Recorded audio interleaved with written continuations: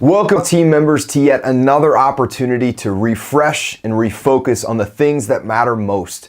That, of course, being your safety, your livelihood, and your overall quality of life. This time, I believe it's important I share a personal story of what I witnessed a couple weeks back. While headed to Kansas City on an early Monday morning, a small white car driving down the highway in the southbound lane opposite of me had somehow not realized that traffic on the highway had come to a complete stop at the intersection ahead. Just as we all resumed driving at the green light, just out of the corner of my left eye, I see that small white car barreling towards the back of a semi at what seems to be full highway speed.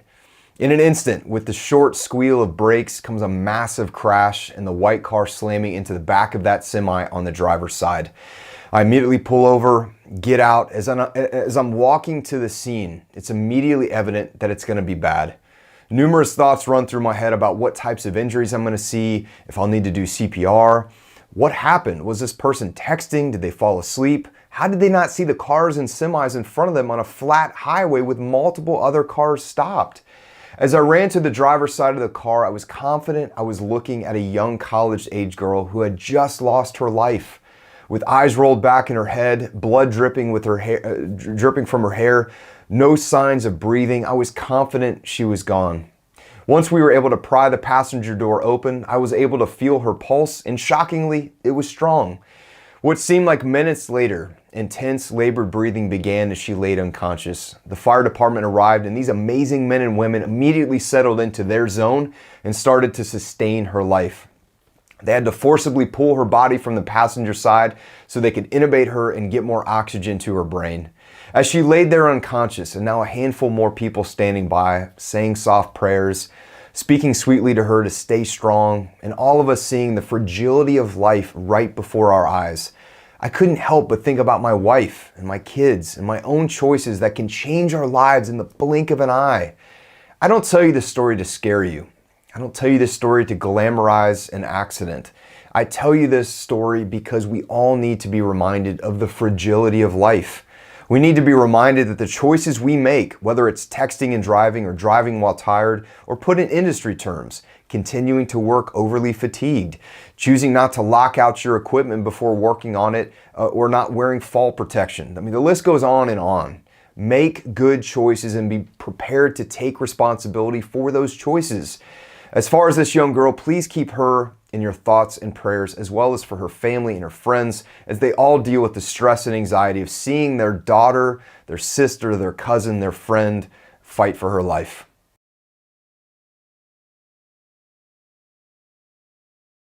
As we transition from this heartbreaking story into this topic, it's a great time to lay out the importance of this training, which is on bloodborne pathogens.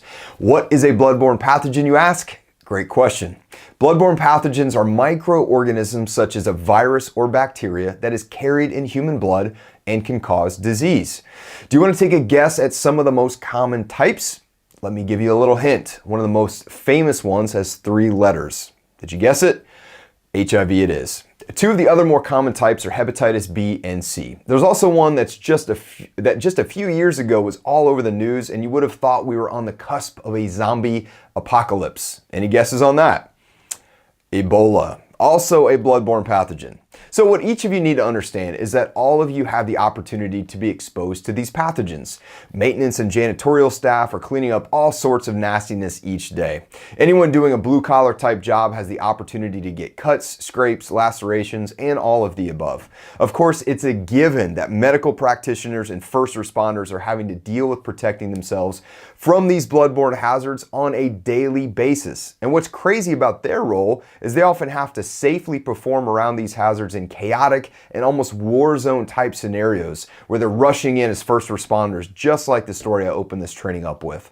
Knowing how to effectively protect yourself from the student who vomits in the classroom, to the teammate who's cut their finger on a tool, to the accident victim that's needing medical assistance. It's critical that you learn how to protect yourself, and this training seeks to provide you with all of the necessary information to do just that.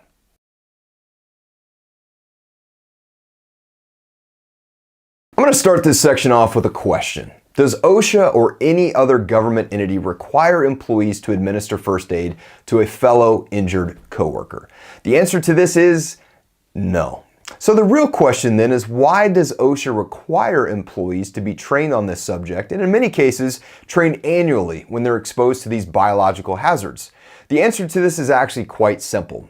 These governing agencies realize that cuts, scrapes, and other incidents that would expose a person to bodily fluids at the workplace is an unfortunate reality.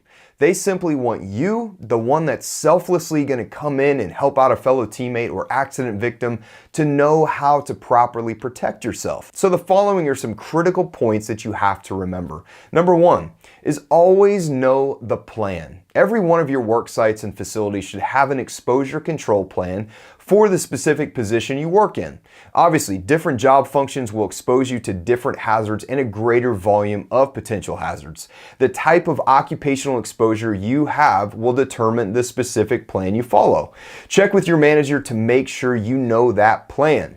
Number two, I want you to always assume. What I mean by that is I want you to always assume any blood or any bodily fluids you're exposed to carries a virus such as hepatitis or HIV. Using these universal precautions is what will ensure everyone follows the same strict procedures to keep you and your teammates safe, no matter what the assumption is about what a person might be carrying or some other specific scenario. Number three is always wear the proper personal protective equipment or PPE. Always take the extra few seconds to pause and get the proper PPE before assisting someone with first aid or cleanup of an area where bodily fluids has been present. Please realize when I say bodily fluids, this means feces and vomit as well. The PPE I want you to have ready are latex gloves, safety glasses to protect against splatter in your eyes, and masks to protect against getting anything in your nose or mouth. Because remember, bloodborne pathogens can be contracted through any of your mucous membranes such as your eyes, nose, and mouth. So having the right PPE available to you is very important. And please, resist the urge to help your teammate before protecting yourself. Always ensure your safety is number one before rushing in to help someone else. And yes, I understand this can be very hard to do in those high adrenaline moments, but that's why I keep reminding you.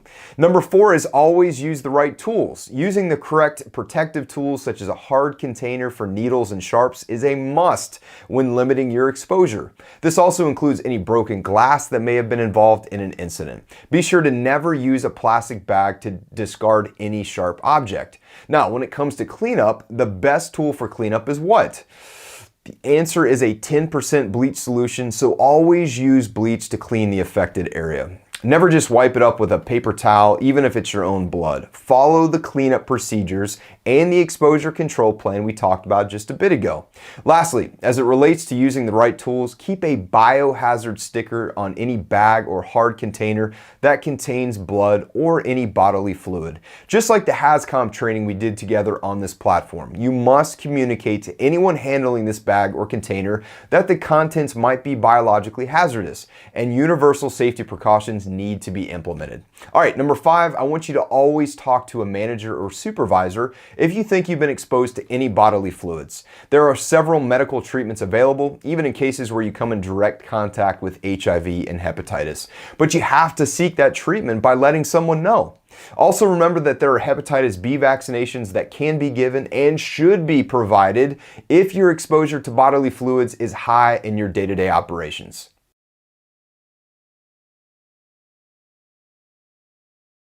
In this next segment, we're going to run through two scenarios, and I want you to look at the pictures, pause the video on each picture, and give yourself and your teammates enough time to come up with a list of things being done wrong and what the corrective action should be. Then I'll show you a picture of what the corrective action looks like. So in this first picture, pause the video and write down what you would do after learning how to protect yourself from bloodborne pathogens like we just did.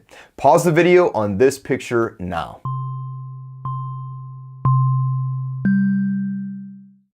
All right, so let's take a look at what you found.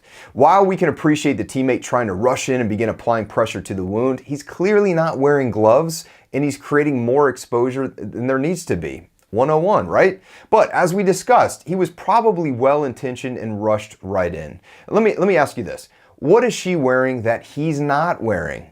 That's right, she's wearing safety glasses, but he's not.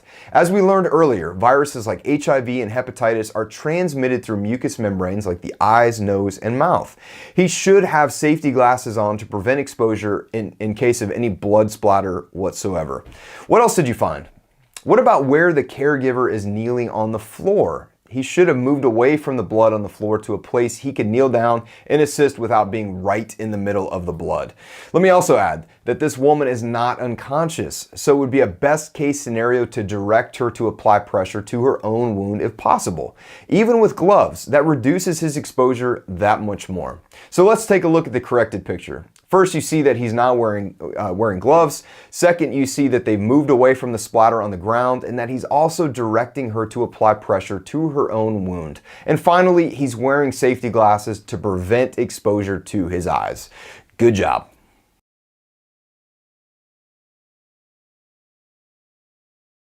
In the second picture here, I want you to do the same thing. Pause the video now and tell me what needs to be corrected.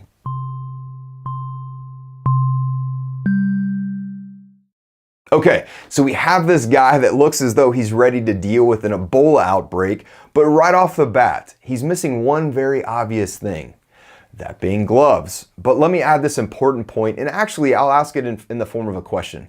Are latex gloves designed to protect you against sharps?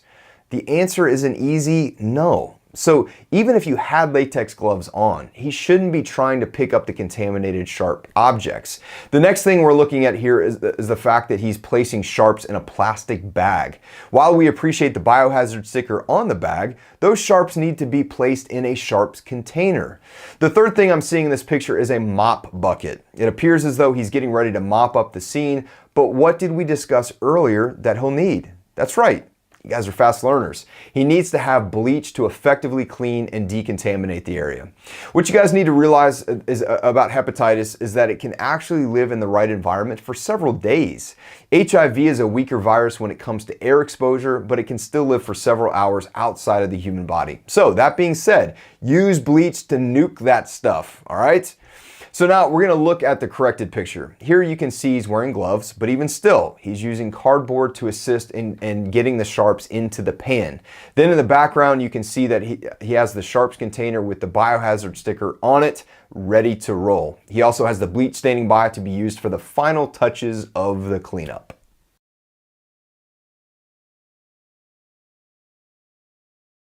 Now that we've gone through the various ways bloodborne pathogens can be spread, how to protect yourself, and even a couple scenarios on how to correct typical mistakes, I'm going to take you back through a quick list of always. And it goes a little something like this. Always assume any bodily fluid you may be exposed to has a bloodborne pathogen such as hepatitis B and C or HIV. Always wear the right PPE. Always follow the procedures on your exposure plan. This includes the cleanup of your own blood. Always protect yourself first before rushing to the aid of a teammate. Always use hard containers for sharps and needles. Always use a cleaning agent that has at least a 10% bleach solution. Always communicate hazards that you see in your work area. Always talk to a supervisor if you think you've been exposed. And always reach out to the safety team with any questions you might have about this video, as well as the others in our library.